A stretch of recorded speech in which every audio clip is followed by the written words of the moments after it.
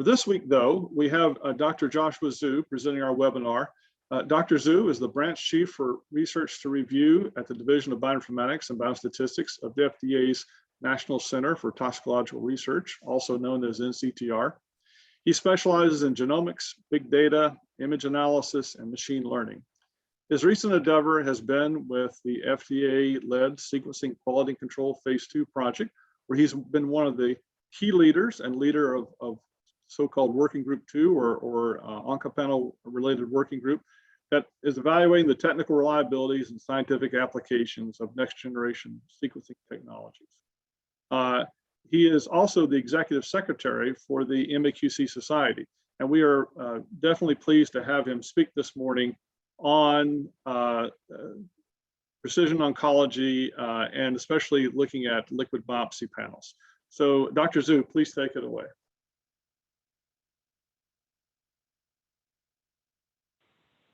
Good morning, everyone. Thank you for joining the webinar. Can you hear me well? Good. So here's the title of the presentation, Evaluating the Analytical Validity of Circulating Tumor DNA Sequencing for Precision Oncology. I'm seeing have a difficulty to control my slides. Okay, good. Here's the standard disclaimer. I actually borrowed from Binshen's presentation last week. So although that this research, including contribution, and was reviewed by the FDA and NIH, but in no ways that should be taken as the official policy or opinion from the agency. Anything will relate, any mention of the commercial products or material equipment is just for specificity, and clarification is not intended for recommendation or endorsement. Okay, background. Again, that I borrowed that slide from Binshen. I feel it's important to clarify that why we do this research. And as you all know, that precision therapy and the prognosis prediction is very important, and it requires accurate and reproducible testing of many clinically relevant mutations. So here is that accuracy and the reproducibility are the two keys to provide reliable results. And for some of them, and some of the samples that you could only get one time to test. But then in terms of liquid biopsy, we actually have the opportunity to have the sample and to do the testing multiple times. But when you do the testing multiple times, you not just want to repeat the results, rather that you want to monitor the process, to monitor the progression of the treatment or the disease. So then essentially is that you want each testing to be as accurate, as reproducible as possible. So you want the reliable results for each testing. Oncopanel sequencing should provide physicians with high sensitivity and high specificity. And that means that very few false positive calls. And obviously, high sensitivity is the key, and false positive detections could be problematic and could mislead the clinician in the clinical decision, and could also increase patients' anxiety. So high specificity is important. Okay, I borrowed this figure from our co-author, Dr. Dan Yoham, and we have a blog, and to show to increase the publicity of this to be published paper at Nature Biotechnology. And here shows that liquid biopsy has many advantages and opportunities from the right side, and in comparing with tissue sequencing, not talking about performance in terms of sensitivity, specificity, or the cost or those, just talking about other advantages, such as that the samples are highly accessible. It's just a blood draw, and the sample acquisition is low risk, unlike doing some minimum, even minimal invasion surgical samples, and it would have some risk. And it is highly repeatable, and you can repeat the blood draw multiple times through this diagnosis and treatment process, and to monitor the progression. And it also potentially have wider scope because it's not limited to the specific position to take in the tissue sample. So here, as you can see, is that the tumor cells, when it's getting killed or died, and the DNA, some of the DNA get into the bloodstream, and so can be picked up and will be tested. And as you can see, the level of the portion of ctDNA in the plasma can be different along the whole progression of disease. So from the early detection and treatment, and then monitor for recurrence, and then finally, then maybe unfortunately, some patient may have relapse, and then then we could detect that resistant mutations.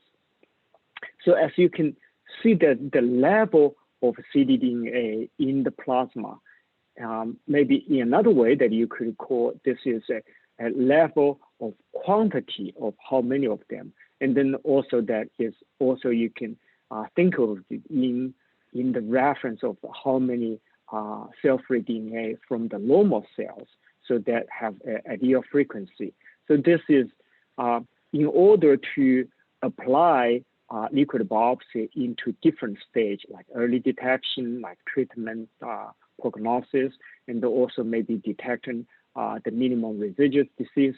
It requires different sensitivity. So what is the level that we can push the envelope, and we can make the liquid biopsy as sensitive as possible, as reliable. So that is the background, and what we want to achieve precision medicine through liquid biopsy. Then also come with specific analytical challenges as well, that how we could achieve analytical validity for liquid biopsy. First is, as I mentioned earlier, is low DNA input amount.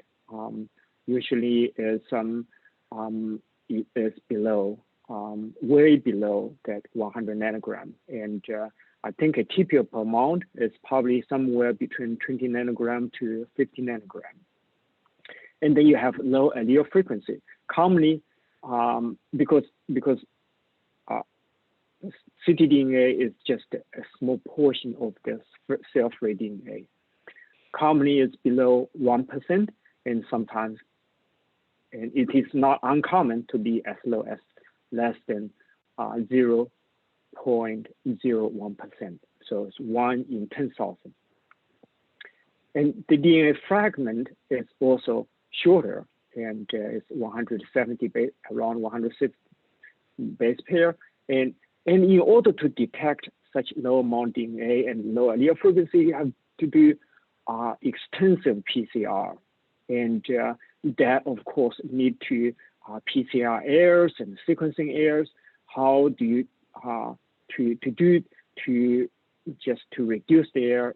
There is method such as unique molecular indexing developed and to detect and to remove such errors. But then that could be introduce some bias and artifacts regarding the method. So how do you evaluate such impact? And then there is a lack of reference samples for benchmarking.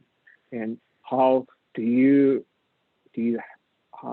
evaluate sufficient samples to evaluate all different panels and the lab, and then at different time? So key concerns for liquid biopsy, including I can think of three major ones, is the concordance with tissue sample. This is of course, this is confounding with that the tissue sample you got and then the ctDNA sample you got may be different, and how do you evaluate that one? And then how do you making sure there is a concordance across labs, and you're doing the same testing at different labs, and then how do you making sure there is a concordance between different liquid biopsy tests?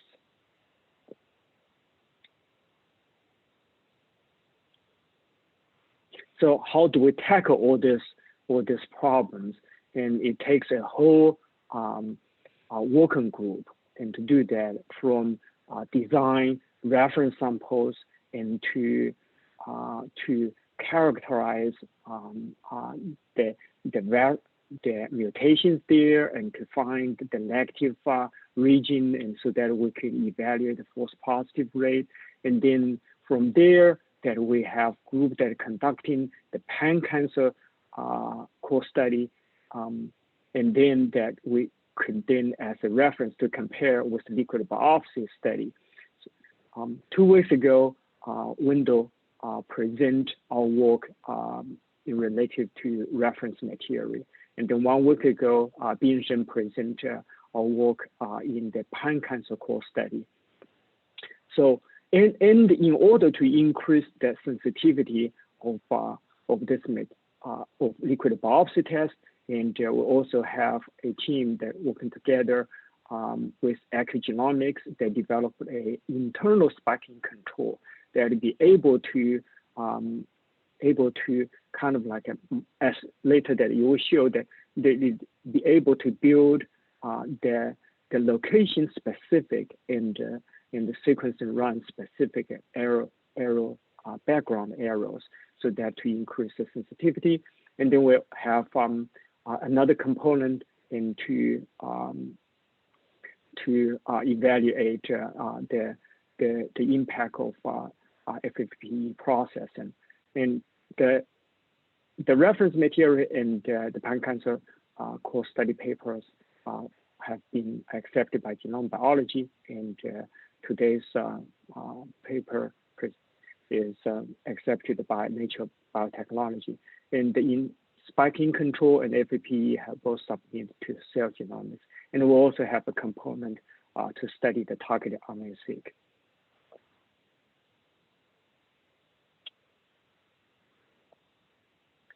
Okay, here's the detail of design for our liquid biopsy core study. We have 3 components. We first evaluate with the simulated sequence data. The advantage of doing that is that there is no confounding experimental variables. It's all through simulation, and there's no wet lab part. And of course, it's also a little bit more simplified that way, so that we can see the impact of certain factors. And we then go to the next step is to evaluate using synthetic DNA control with stacked mutation frequency from 0.1% and then double 0.2, 0.4, 8, so on, so forth, all the way to 100%. That enable us to see that the precision in measure the allele frequency in ctDNA experiment. And this was done with the wet lab, and the spiking control was added into our reference sample, and then did the experiment. And then we go to the third step, is the multi-site cross-platform proficiency study. We studied 5 different assays, and within 14 labs. So it's about 3 labs for each assay, and we're using 6 samples. Each lab would then benchmark in all the 6 samples. Okay, the objective of our study is to evaluate different factors of liquid biopsy that could impact its analytical performance, and we through the simulated study and then the synthetic control, we evaluate random sampling, exon edge effect, GC content, and local liability. And then through the proficiency study, we look at the performance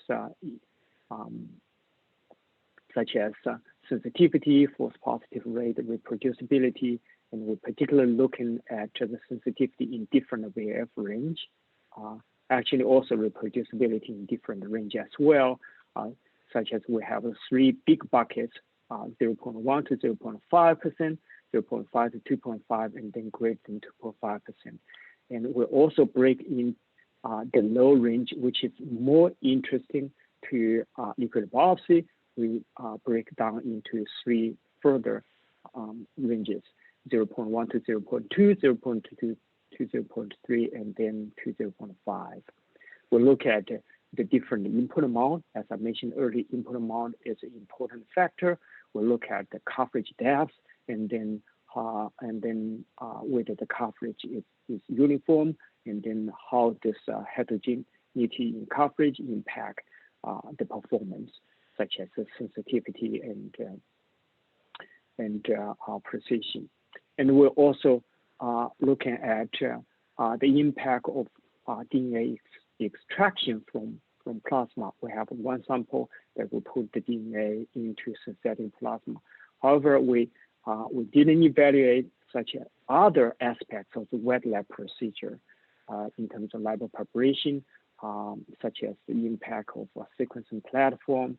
We didn't have time to look at the bioinformatics pipeline either. Okay, so the first step is looking through the simulated data. We have we simulate about mutations in 150 cancer genes and getting to about 9,000-fold of depth, and so it's about 2,300 mutations. There's about one SNVs per exon, and then with the VAF from 5% all the way to 0.1%. And as you can see that through in silico hybrid capture, we have the coverage has this comfort profile that is typical for the capture-based assay. And then we downsample the coverage, and from about the median coverage from 8,000 all the way to 1,000 to evaluate the effect.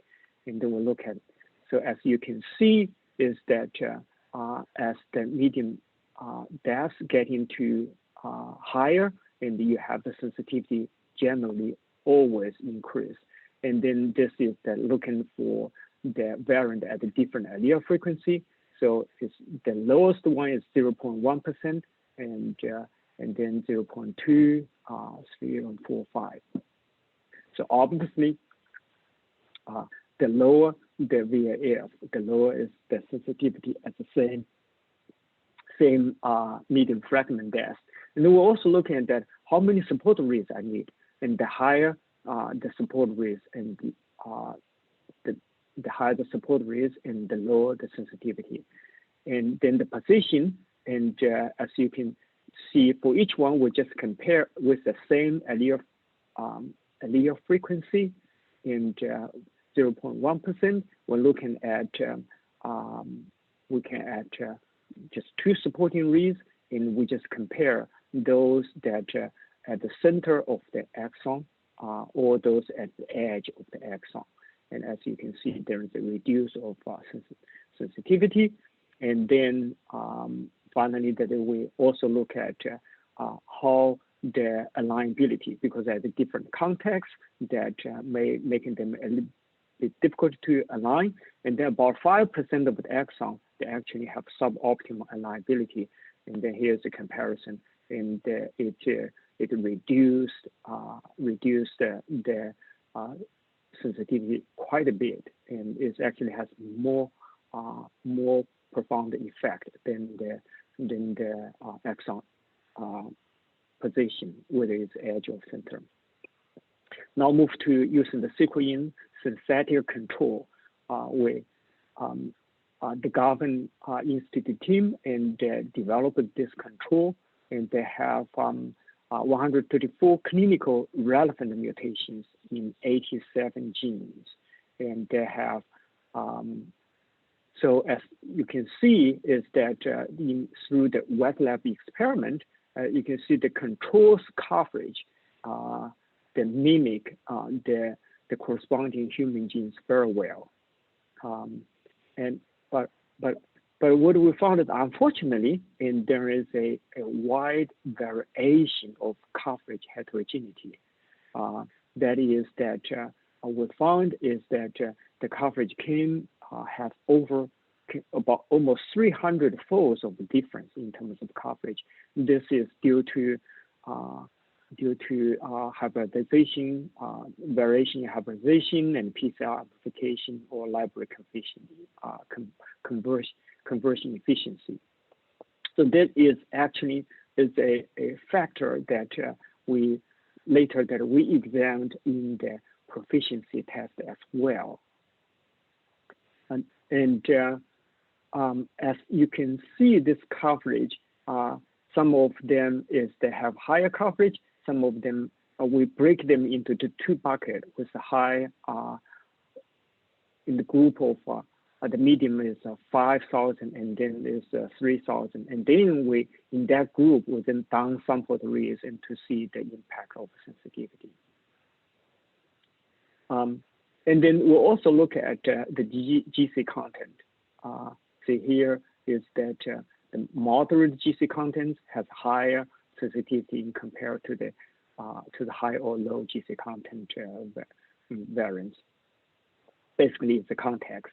And we found no difference in sensitivity between the SNVs and the small indels.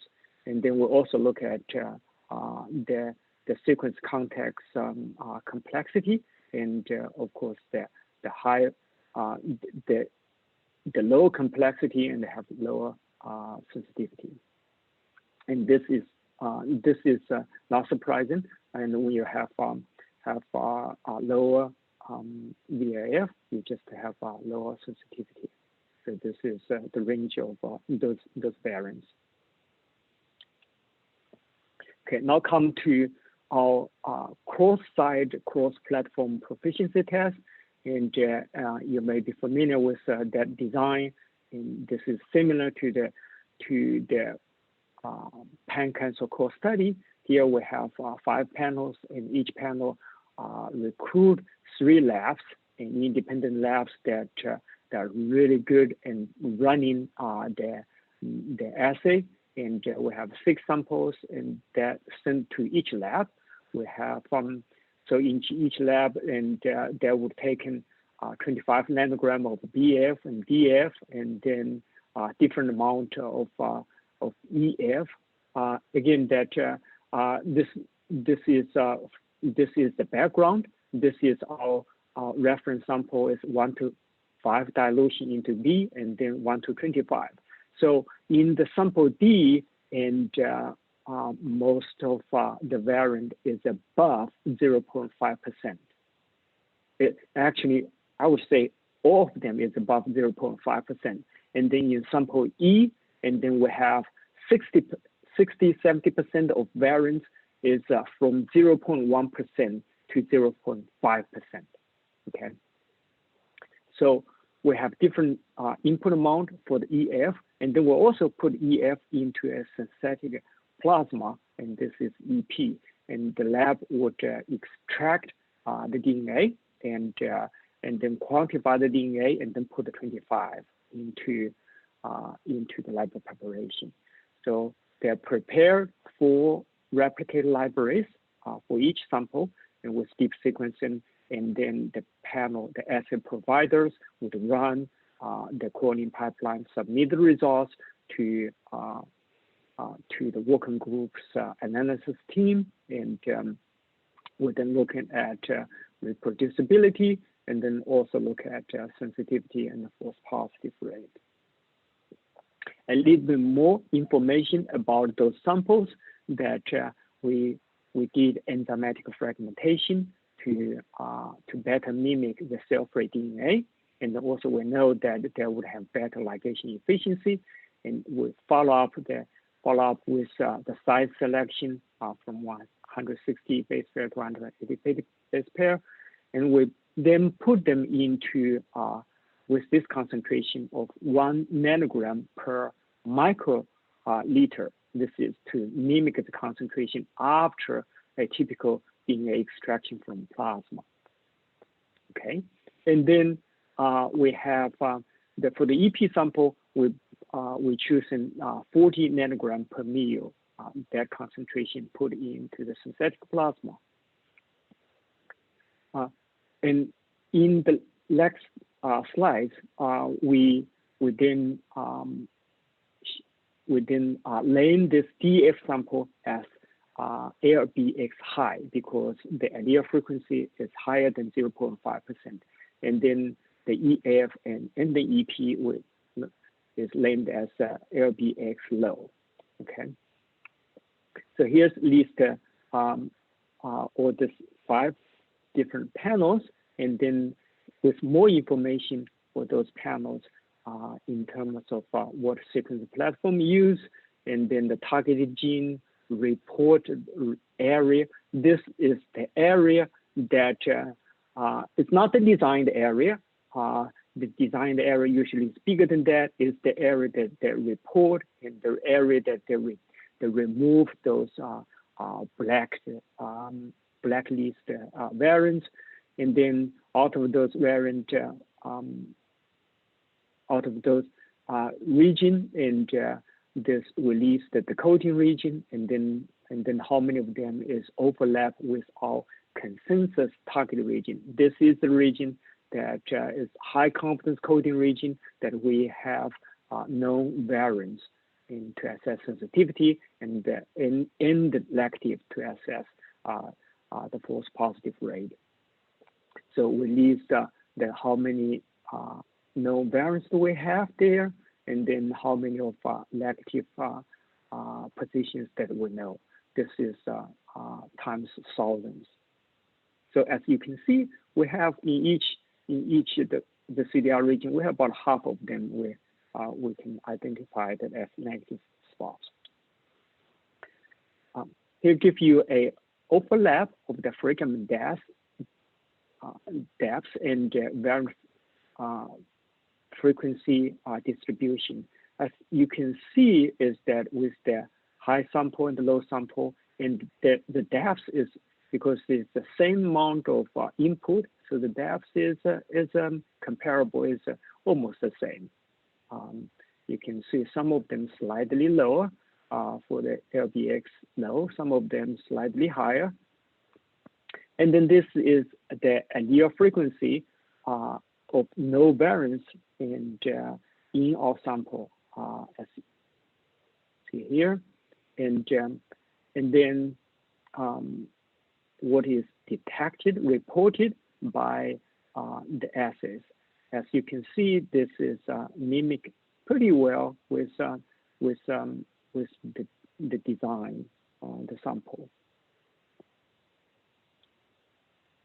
Okay, we then looking into detail of those panels. We first look at the capture, the 4 different capture panels, because they are much bigger, as you can see from here, and those are much bigger.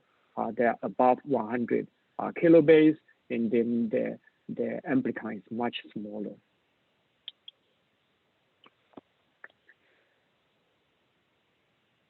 So as you can see that the sensitivity from 0.5% to 2.5% is very good. Of course, above 2.5% is better as well. And then as we lower the VAF, the sensitivity began to reduce. So for some of them, it's getting more reduced to the 0.3%, and then further, and then they show some trends. And then when you're getting to below 0.2% or 0.3%, as you can see, it's difficulty to get the sensitivity above 80%.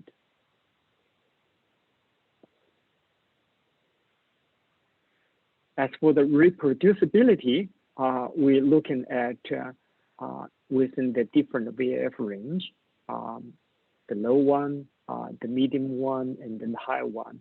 As you can see, there's from 0.5% and up, pretty much there is no change in reproducibility. But when you get to the low range, and the reproducibility is markedly lower. And then this is still with 25 nanogram input. And then we look at the within lab reproducibility and between lab reproducibility. So we have so as you see is that within lab, which is the middle one, and the between lab is the one that's darker, and on the third one. And so basically across all panel, across the sample, you don't see difference between within lab reproducibility and between lab reproducibility. So again, the message is the high reproducibility for variants with VAF above 0.5%. So what about the input amount? So obviously, it's common sense, you get more DNA input, you would have higher medium fragment depth. Here we show is the plot across 4 panels, and you can see pretty much you would see a linear correlation between input amount and the medium fragment depth. And I highlight here is that you would expect this one to go even higher. One of the reasons is that unfortunately the Roche panel that kept the sequencing read. So so is that the not sequencing at least twice as more than the 25 nanogram. So there is some reduce of the gain could be gained.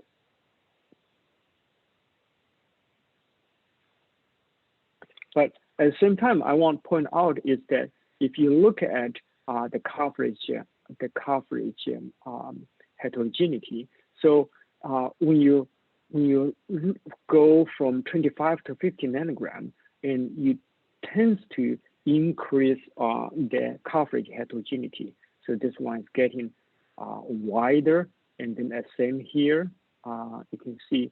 But the gain of heterogeneity of Roche is actually more than the other panels such as IDT and the Benny Rock.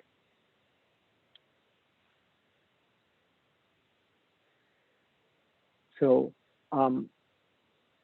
now you have greater medium fragment depth, and what about the sensitivity and reproducibility, and what about the false positive rate? So it's not surprising that we see sensitivity go up across panel when we have higher DNA input amount, and the reproducibility wise, there's a very little gain from 25 nanogram to 50 nanogram. the gain is more obvious from 10 nanogram to 25 nanogram. Now come to the false positive rate, which is defined as the false positive cause in per kilobase. And when we increase from 25 nanogram to 50 nanogram, we see two panels, Spinning Rock and Illumina, their false positive rate, there's no change. But we observe a slightly elevated false positive rate in Roche and in IDT. So it seems that you're getting more fragments, but it's also could increase the chance to get false positive cause. Now we compare the amplicon to the capture-based assay. We have thermal fisher here, which we have those 3 panels that is more capture panel that they are pretty broad. So we're here comparing them with, as you can see, we need that at the different, the high one that everyone seems performing well. The gray one means that this one is not in the target range of Spinning Rock. So if it's a solid color, means detected. If it's white blank, that means it's not detected. We look at different input amount. As you can see that in terms of sensitivity, it is quite comparable of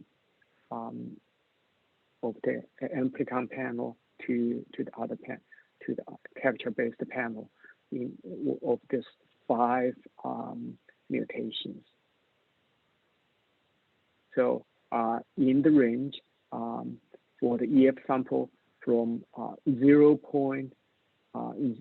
it's about 0.1% to 0.3% of the variant allele frequency.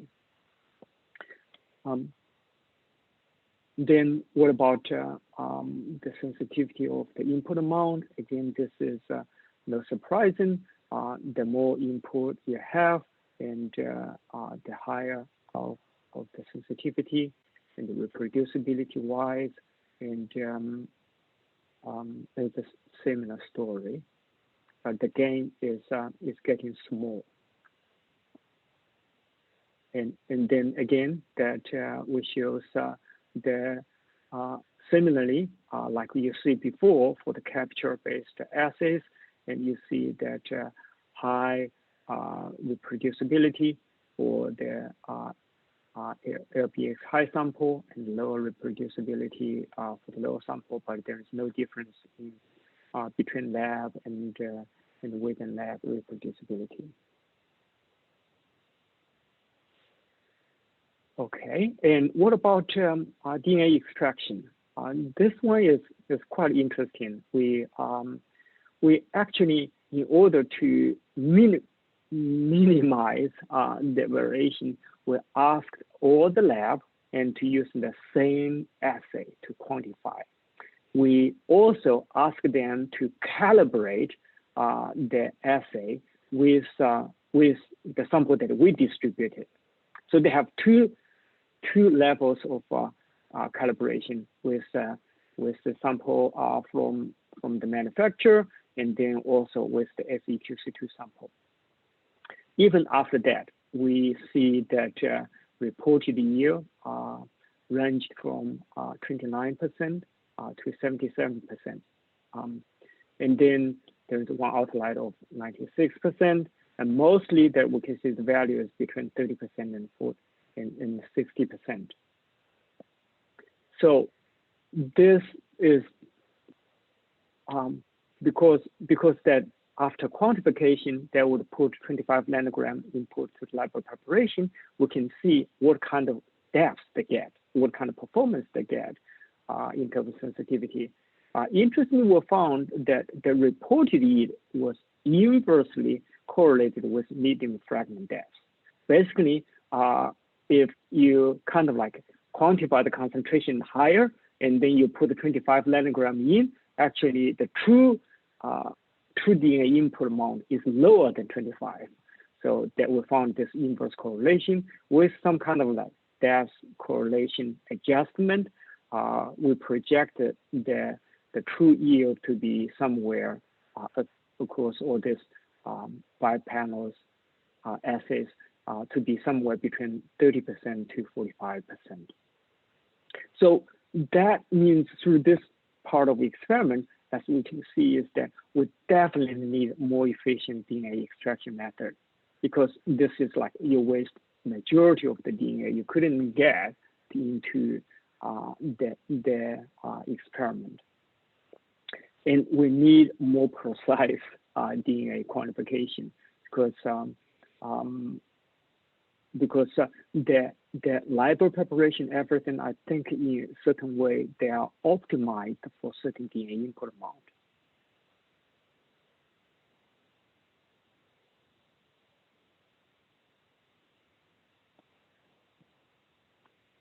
Summary of our key findings. Generally, we have high precision and reproducibility by all 5 assays. The detection of mutations or at or above 0.5% was really reliable and very reliable for all assays. But however, when you go below 0.5% of allele frequency, the detection is generally unreliable and varied widely between assays, particularly when the input amount is low.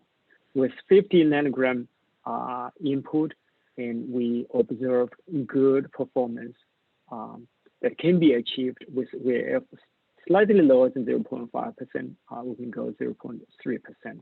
This is actually in line with the few LBX assays that has been approved by the FDA.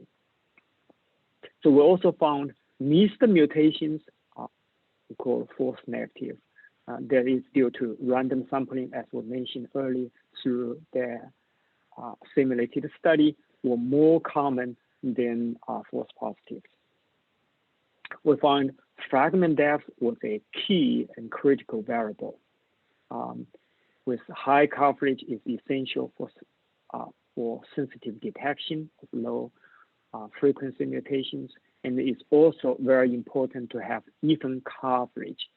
So to ensure that you have high sensitivity and reproducibility, and how to have even coverage maybe is that the assay design need to be continue to be improved, and you have maybe more probes, and at certain areas difficulty to amplify or difficult to capture. So the contribution from this study is that we provide the best practice. We'll not just evaluate the performance, we'll also provide best practice guidelines. And we'll release all the study data, including the raw sequencing data, the ground truth we got from the reference sample that will become a vital data set. So people can maybe to look at the bioinformatics methods to see that how the bioinformatics methods impact the performance. This is an interesting area that I would highly encourage that people to look into. And then we also provide the community with the standardized reference samples. And such sample will be made available by the Agilent Technology, and they are preparing the leftover samples as an alpha kit. They're called Agilent Universal Human Reference DNA, or UHRD, and it should be available this month, and it can be requested.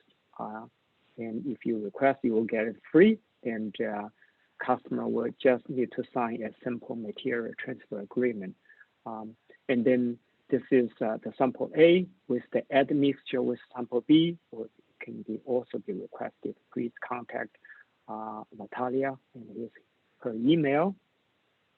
And then Agilent hopes that this alpha kit will cover customers' need until they have a large lot of production available.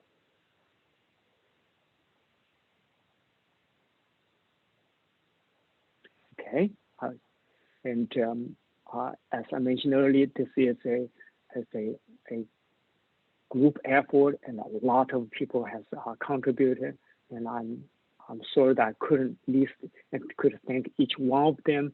And I want to just highlight a few people here from the SEQC2 leadership team, Dr. Wei Tong, my boss, and tremendous input in advice, guidance during the study design, and Dr. Lamishi, and who studied the MAQC series of consortium efforts, and he is now at Fudan, and Dr. Wendell Jones, and I consider all three of them as great mentors of me. I'm like a postdoc researcher. It's really benefited tremendously from their expertise and mentoring.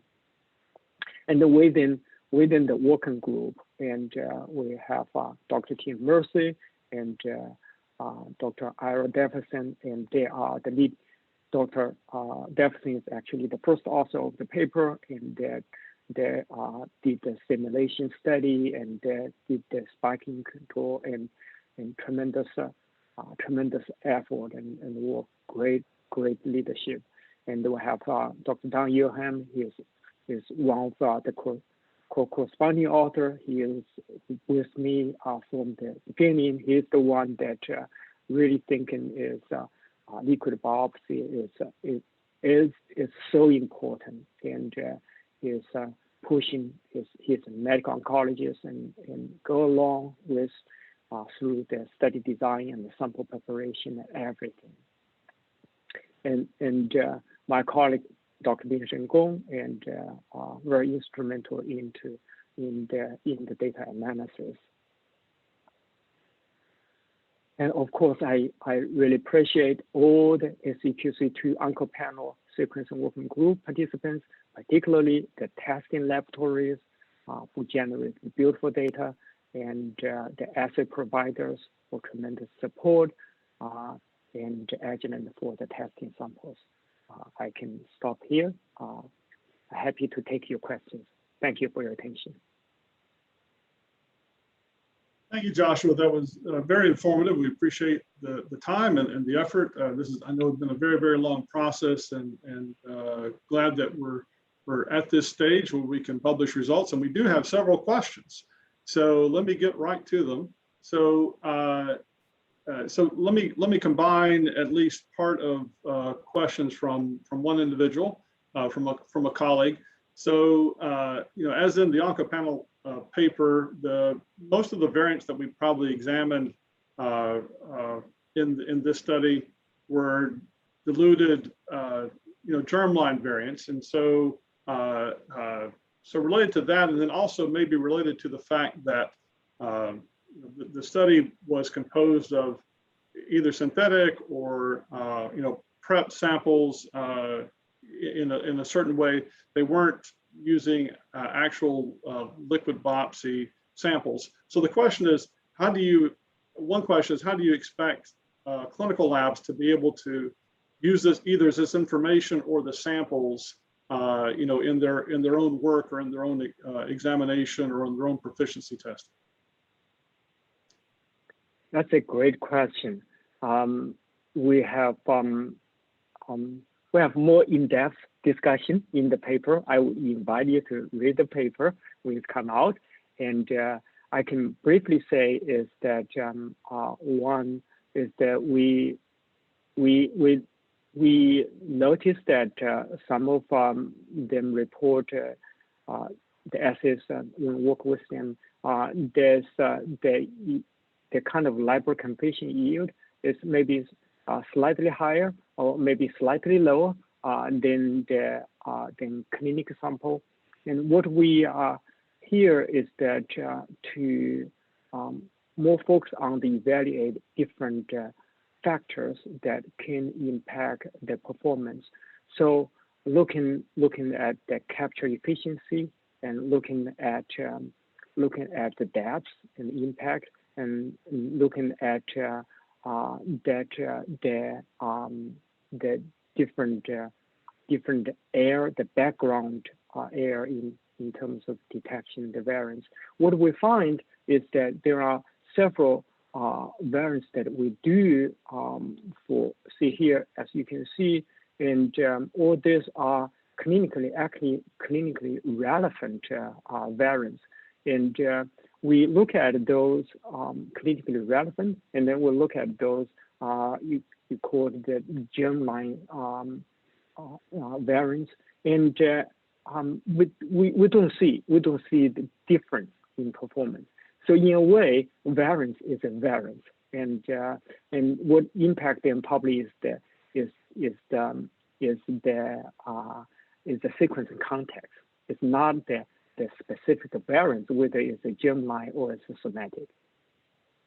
Okay, and Wenming had another question, but just to be fair to other people who also had questions, let me get to those questions. And if we have time, we'll get back to Wenming's question.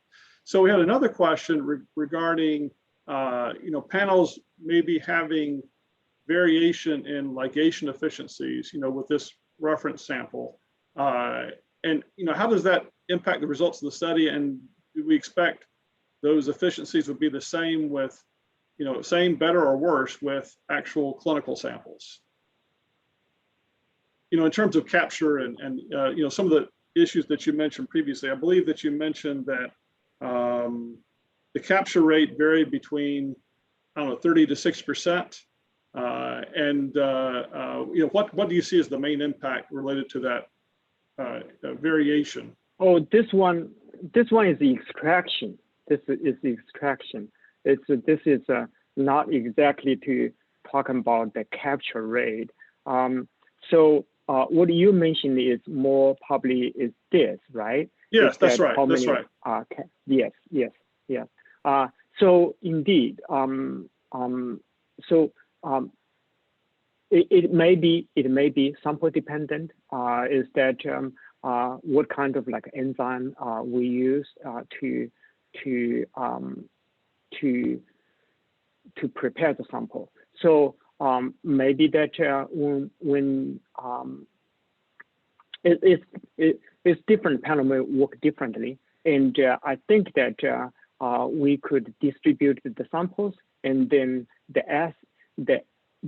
assay providers can use different enzymes to prepare the sample that would, for their panel, would more closely mimic their cell-free DNA. Yeah, and related to, I don't know if you can speculate, but related to, when capture was lower, do you feel like it was lower in general, or do you feel like there was a bias related to specific regions? Or in other words, is it just a general, in other words, more input increases, depth, but less input decreases, but then if you tack on the capture on top of it, do you feel like there was a bias related to coverage after you looked at the variation in capture, or do you think it's just in general, there's a certain rate that you capture things, and that's important? I think there is a bias in different regions, and maybe some regions just more difficult to capture. I think that as you can see the spread out the coverage of all the samples. So I think that it is important if there is certain region has really variant that mutation that you really need to target. You need to look into that and to examine the capture efficiency. So I think this figure may show more information.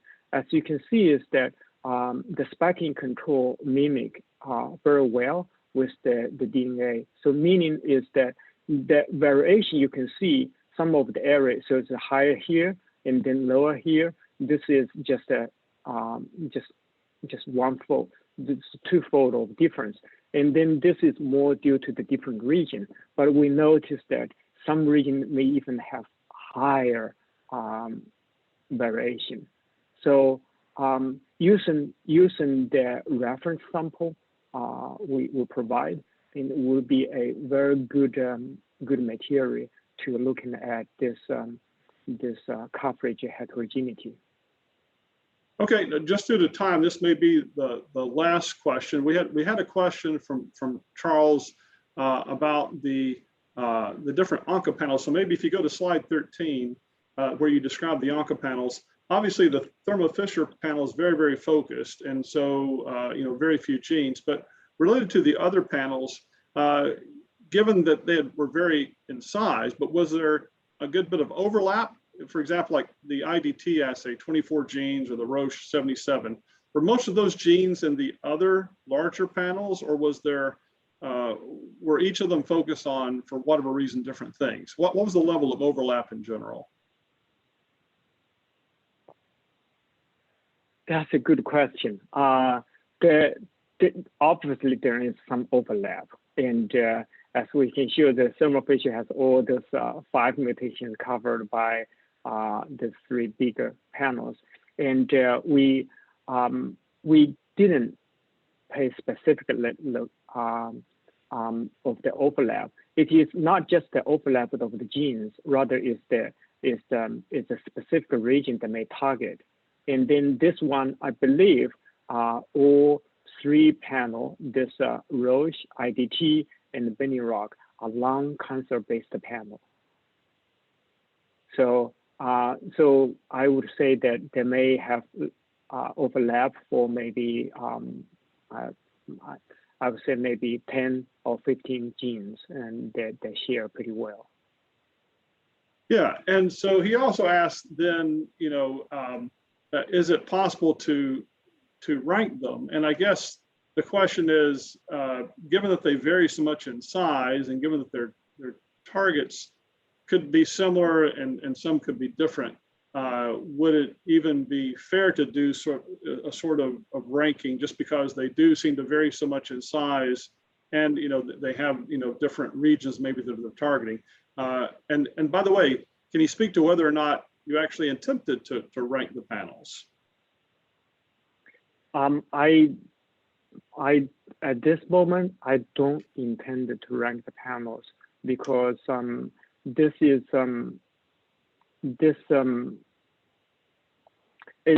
still is that I think is